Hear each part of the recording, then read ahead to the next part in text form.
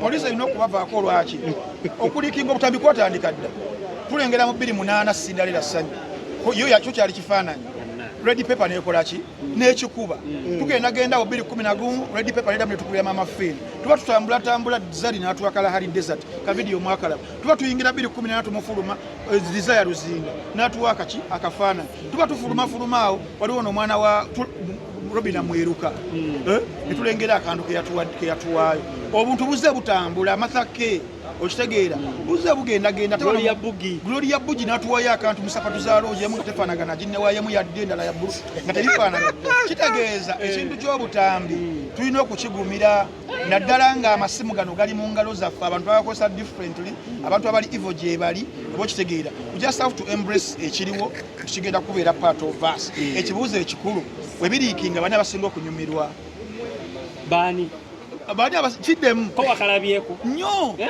kyekyasinza okunyumira mu akatambi kakirabo akatambi kimu kyanyumidde nga kiweyo bibiri kale kyanyumidde ekyana nekikyuka mu okitegeera ekyana nekituge ereke Victor abasajja be baagala ebyo naye kati era mwana abawaddeyoko kantu abawadde kuleke Victoria Liban era ne bagamba ogwo musulo omwana teri mwana wa bwakyali kintu kyali ekolera ne mukyembresi era muteekateeka waawo oyo infection nedda bannange mubaleke kyabasobodde okutuwa batuwe it is very unfortunate because kati Shine Lips kirimu betray ya mukwano gwe yasanga essimu ye n'abyeweereza we bakyawagana n'abiranga abiriikinga it is a very very sad society tulimu but you have to caution abaana bonna ab'obuwala caution yetya balye kamanyi ngakoza nawe buli wajjayo essimu eno ne weerikodinga kiriza obagaana kizibu nnyo vidiyo eyo oba togideriitinze mu kaseera obutalandinga mikono mikyamu egy'abantu kuno negamba you have to use what you have to get what you don't have eyo kategori emu tubayita bamalaaya kale njogere nnyangu bamalaaya naye nga bakozeseza platform eyo kubanga beyongera okwebunya mu bantu n'okwetunda ekyokubiri mulimu abaana abalala ab'obuwala nga bo ali mu love n'omusajja oba boyfriend ng'amuweereza mu kumuweereza wano mu kukyawagana nga boyfriend maybe tasobola takinga in that n'areleasinga okitegeera mubeeramu n'abaana ab'obuwala abalala kategori eyokusatu abantu gye batamanyi ate nga abaana abasinga bagirimu abaana ab'obuwala beefaako nnyo emibiri gyabwe bamanyi n'okwerekodinga for no reason neyerekodinga ebeera mu gallery neyeerabangako webali kati abo sometimes esimu esobola okubeera hacked esimu esobola okubbibwa esimu esobola okubeera ki okitegeera kati releases za mirundi 3 but unfortunately fenga society buli release gye tulaba buli leak gye tulaba tukitwalirawo nti ono alina kyabala tukitwalirawo nti ya releases naye ng'ebyaddala mulimu abaana abamu abali genuine nga kiriikinze bulikinze naye nga enteekateeka esi yakuba nti yali akikoledde ensi but go mulimu n'abakikolera ensi babere nga beetunda emibiri gyabwe gibeere nga gyegibasobola okukasa bayibinsi olowooza kirabo akola biki okusurvivinga akozesa mutwe gwe n'omutwe akozesa omutwe gwe obwongo nga nange entambi wenkozesa obwongo omuntu wambuuza nkola kinkozesa mutwe okusurvivinga oba okitegeera kikiryalinge bulungi saidi y'omukyala tukozesa mibiri ffenna abasinga emibiri kuli obwongo kale kiraba osobola okuba nga akozesa mubiri gwe naye ngaobwongo kuba sebo osobola okubeera ngaoli mulungi nga kisitu kirabo naye n'olemererwa okufuna omusajja asobola okuteekamu wadde ka benzi okitegeera so sometimes tekiri ku beauty bawala bangi abali eyo abalungi naye nga badaaga naye waliwo abawala abalala nga si balungi nnyo kiryawo naye nga balina confidence nga balina obwongo obutetenkanya ensi eno fe mukama katonda yaffe yatuteekawo because one muganda wange Taufiki Media kintu kibi nnyo nnyo kye tuli mu kubanga tukola nga ffe abasajja ffe ba enablers b'ebintu ebyo nabadde example ne ŋŋamba singa bamalaaya bagenda ne beetunda ne bajja ku street awo ne wabulwa abagula oba malaaya bugenda kuvaawo enkya okitegeera singa bano abaana betugamba nti biki kisede bazijja mbasajja tebazibawo tebigenda beerawo enkya naye ffe ba enable ababeezaawo ebintu ebyo asajja bakubye sente zaabwe oli akubye mu beti afunye obukadde bw'ataano corrupt politician akubye ekiddiiru kye mu ministry afeze alidde enguza alina obukadde bwe 3 lwaki tafunako obukadde 10 natwala omwana awa e Bahamas oba whichever oba kitegeeza it takes two to tango wakati mu society okubanga tujajinga omwana ow'obulenzi ono naye waali okubanga yayambako ono okukola ebyo byakoze naye society tetunuulira musajja ono oba kitegeera awo ensinziriro okubeera nga nze nkiwakanyiza ddala ku baana ab'obuwala abo betujajinga yesu tubajajinga inaffe tuwejajinge ababebeezaawo tolina ngeri gyogenda kujajinga Katrina tolina ngeri gyogenda kujajinga Shira Gashumba oba Kirabo Kisitu oba Tashabi bamugulidde emmotoka era tumugulidde wabanga ali okay with that nga bakkanyiza be bakkanyiza ngoba yalidde n'okulya kye yaliddeko ebitaggwawo n'amugamba ekirabo ky'obuwoomi oba ekirabo kwata emmotoka ogende weevuge kibeera kibi ekyo omuntu atasaddaase mwana omuntu atasse omuntu atabbye omuntu atafeze wakati awo nga tulinayo n'abalala abeekweka mu mannya ga Katonda tulina bapasitors bangi betumanya abafera endiga ng'ensi eraba naye society abo be baleka naye ng'obubbi buli ku levels z'amaanyi I would rather this one kyabakozesezza kyonna okibanga kike morale tugenda ku moral cards ezo tulina era tunyigiriza nnyo omukyala kakati agira bw'ati agira naye nga morale abantu badikeyinga dda nkubulidde ba pastors nkubulisobola okuwulira bamaseeka nsobola okuwulira baani abakozesa ate erinnya lya Katonda okunyagulula ensi Frank oli musajja muki by tribe ndi Muganda oli Muganda yes bajjajjaffe abedda nakati yes kigambibwa nti ebitundu bino ebyekyama byabanga byakyama webale nnyo naye kati ennaku zino byalukale kiki abantu okusingira ddala kye baagala okutuvinga abannansi bannayuganda kiki ekyo kye baagala okuba bagambanga bwe biba private ja private birikoaki tebirabira naye kati abantu bakifudde omujejjetto ekyannaku nnyo nti no cultures tetwali tugoberera ennyo naddala oba tetuzaaliddwamu zize ziyumungusibwa because of cultures tuli exposed to bye tulaba bye tukoppa ewalala ne mu bintu betukozesa nga tugambe nga fashion ngoye ngatto byakwewunda bizze mu generation eno era bali mukubeera nga babikozesa so wetukomparinga generations zire z'abajjajjaffe abayambalanga olubugo lwenaggumira oba n'ebikoyi ne bijja oba ne gomasi ne zijja essaawa zino 21st century ebintu bikyuse ennyambala ekyuse it was even a taboo omwana ow'obuwala okuteerako even jean okujambala nga bajjamu kuba emigirwa kati essaawa zino abazadde batuuka nga bali pragmatic nga babakkiriza n'essaawa zino abazadde bennyininyini bakola ki babyeyambalira mini kyatuuka topiki wano mu ggwanga erya Uganda ne bagana okweta etteeka mu paalamenti eriziyiza mini essaawa zino ekyo kyo bakola ki bakirekawo so tukkirize tugaane nti wakati mu kwagala okukuuma ennono yaffe ey'omugyenkaaga ey'omugyataano ey'omu1920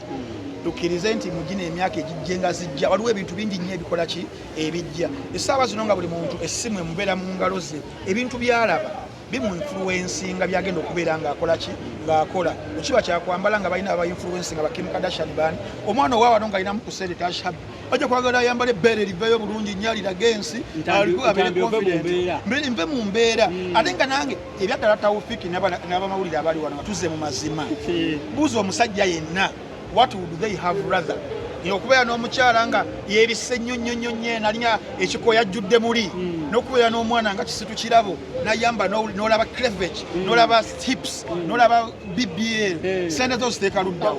okitegeera kati naffe abasajja ekitwala mu mabaala ekitwala luddawa kuliisa ku maaso goge mazima unfortunately tuli bold enough kubeera nga ntambi okutunula mu kamera tibetwagala nga abasajja tubeere no mu nsonda tuvumirira abaana ayambadde mini naye nga tuzaagalira ddala bweyagala omwana ayambadde ebintu ebikomeeno ebiti nga muli mu bbaala oba oyagala omwana nga agizeemuko kamini bwe kati n'olaba ku mubiri n'olaba sente zo we zigenda kati naffe society nga naffe abamu bye twagala naye twebuzaabuliza mu kamera tujajinga abantu naye nga bye twagala go ge mazima ga Katonda agoloze embeera bwe tegenda komenti egenda komadi ey'obutambi okuliikinga kakale poliisi abikala bavaako poliisi erina okubavaako olwaki okuliikinga obutambi kwatandika dda tulengera mu 28 Cinderella Ssanyu yo yakyo kyali kifaananyi red paper nekola ki n'ekikuba tugenda awo 2011 red paper neddamu netukulira mama fini tuba tutambula zali n'atuwa Kalahari desert ka video mwakalaba tuba tuyingira 2018 mufuluma desire Luzinga n'atuwa kaki akafaananyi tuba tufuluma awo waliwo n'omwana wa Robina Mweruka netulengera akantu ke yatuwaayo obuntu buzze butambula amathake okitegeera buzze bugenda Gloria Bugi n'atuwayo akantu musapatu za looji emu nga tefaanagana ginnewaayemu yadde endala ya bbulu nga tebifaanagana kitegeeza ekintu ky'obutambi tulina okukigumira naddala nga amasimu gano gali mu ngalo zaffe abantu bagakozesa differently abantu abali evil gye bali oba okitegeera we just have to embrace ekiriwo kigenda kubeera part of us ekibuuzo ekikulu we biriikinga bani abasinga okunyumirwa baani baani abakiddemu ko wakalabyeko nnyo kyekyasinza okunyumira mwaka akatambi kakirabo akatambi kimu kyanyumidde nga tuweyo bibiri kale kyanyumidde ekyana nekikyukamu okitegeera ekyana nekituge ereke victoria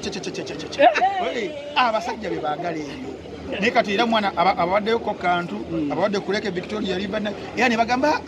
ogwo musulo omwana teri mwana wa bwakyali kintu kyali ekolera ne mukyemburesi era muteekateeka waabo oyo infection nedda bannange mubaleke kyabasobodde okutuwa batuwe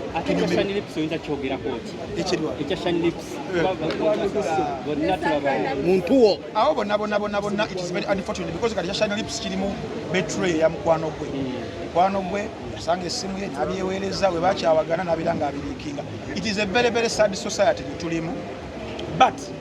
nga mmaliriza you have to caution abaana bonna ab'omuwala. Caution yetya balye kamanyi ng'akoza nowembwa buli wajjayo essimu eno ne weerikodinga kiriza obagaana kizibu nnyo vidiyo eyo oba togideriitinze mu kaseera obutalandinga mikono mikyamu egy'abantu n'onobeera oli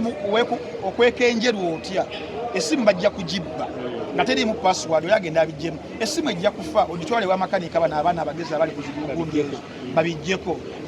Bahaka saba zino abaana abasiba basoma engeri y'okuyingira system bayingiremu babiggyeyo. Onobeera olina wootuuse baku blackmailing bantu bangi nnyo by the way bayinza okunyumizaako be bali mu ku blackmailinga bo obukadde 3 bo obukadde 4 nemekulirizinga bintu ebyo oba okitegeera. So it is either you don't record at all, or if you record, just know that at one time, because after 6 or 5 years, you don't know at 8 years. So,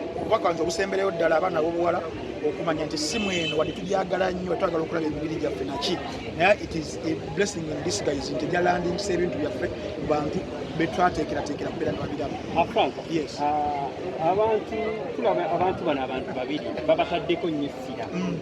Most especially entertainment, omuli Katrina, yes, omuli Kisitu Kirabo, yes, basically abantu babiri boba comparinga two people, yes, ani akusingira ansingira Kisitu Kirabo omubiri gwe Kisitu Kirabo guli uncomparable bye byaddala. The end justifies the means. Nawo noyogera mbate yakola bwata yakola, I don't care. Kisitu Kirabo teri mukazi amusinga bulungi mwaba aba socialites bonna mu Uganda tewali basosha waberawo olanti Manu ya Ferguson yaliwoko ne Manu ya Michael Carrick kati abamu history gye balira bo tubawa respect tubawe ebimuli byabo naye twogera ku baana bana abali mu generation ya 2024 tewaliwo muwala mu Uganda mu East Africa ne nobogeze Cameroon ne Gabon kirira Namibia Skayangola nobo yambuse Egypt oba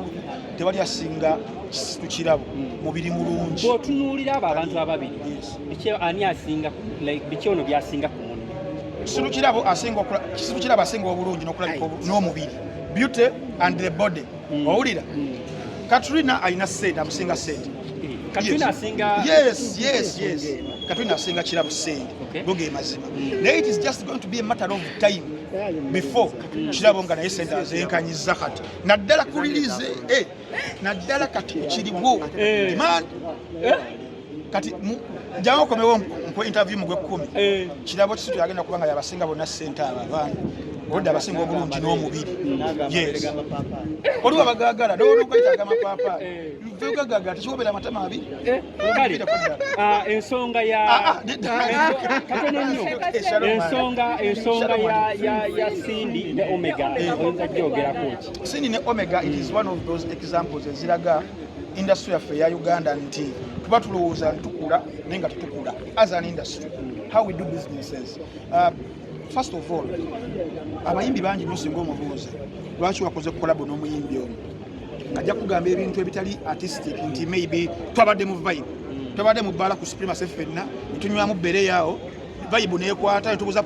producer kyali awo okumpi ne Taufik tuyingira studio. That is how we came up. Yes, we know for abali mu creative world sometimes wekigira wokikolera but wakati mu kukikola olina okubeera ne management team